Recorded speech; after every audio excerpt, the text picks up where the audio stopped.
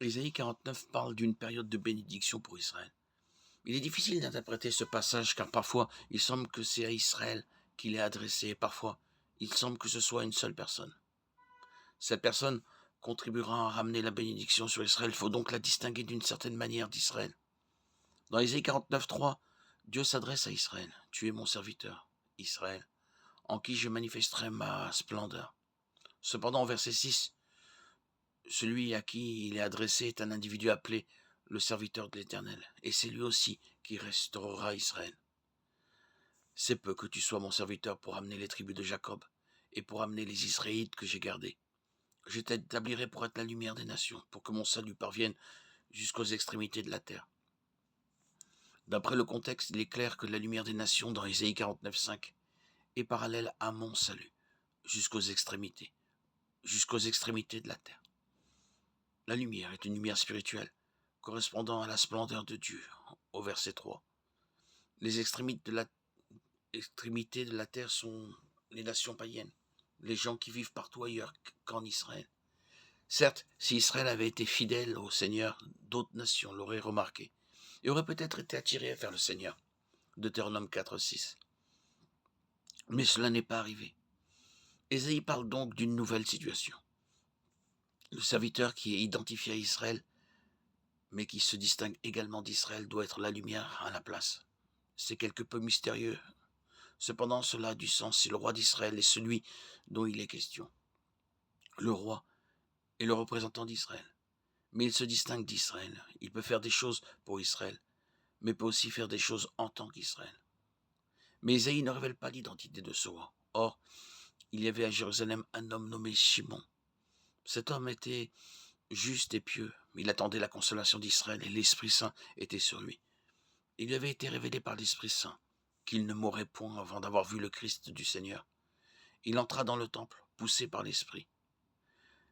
Les parents apportèrent le petit enfant, Jésus, pour accomplir à son égard ce que la loi avait prescrit.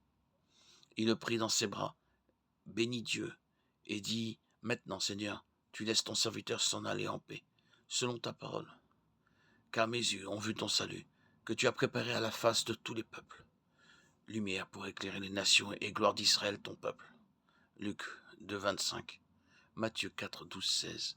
Applique également à Jésus une idée similaire tirée d'un autre passage d'Isaïe.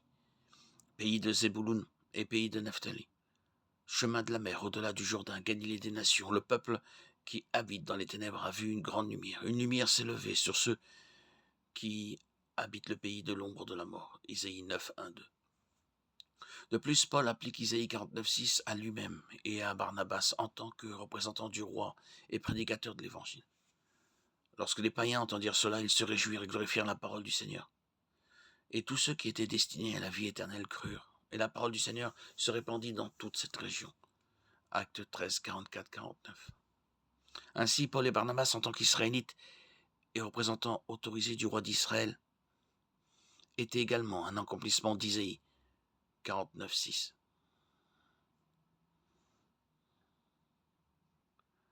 La question est de savoir comment Israël fait cela.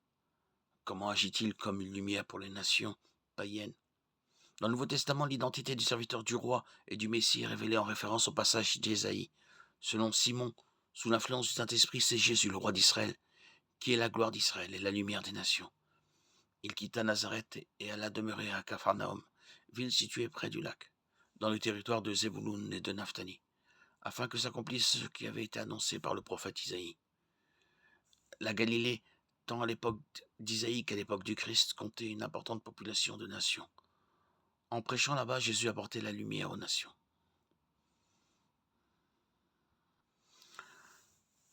Paul et Barnabas, lorsqu'ils furent leur premier ils commencèrent leur premier voyage missionnaire, ils furent rejetés par la population juive d'Antioche, de Pisidie. Comme il est écrit, le sabbat suivant, presque toute la ville se rassembla pour entendre la parole du Seigneur. Mais voyant la foule, les Juifs furent remplis de jalousie et blasphémèrent sur ce que Paul disait. Alors Paul et Barnabas leur répondirent avec assurance. Il fallait d'abord vous annoncer la parole de Dieu. Mais puisque vous la rejetez et que vous ne vous estimez pas digne de la vie éternelle, nous nous tournons maintenant vers les non-juifs, car voici ce que le Seigneur nous a ordonné. Je t'ai établi pour être la lumière des nations, pour porter le salut jusqu'aux extrémités de la terre. Pour conclure, Israël est une lumière pour les nations, parce que Jésus, en tant que roi d'Israël, a apporté le salut aux nations, aux non-juifs, et a ensuite autorisé ses représentants à répandre la bonne nouvelle dans le monde entier. Matthieu 28, 18, 20, Actes 1, 8.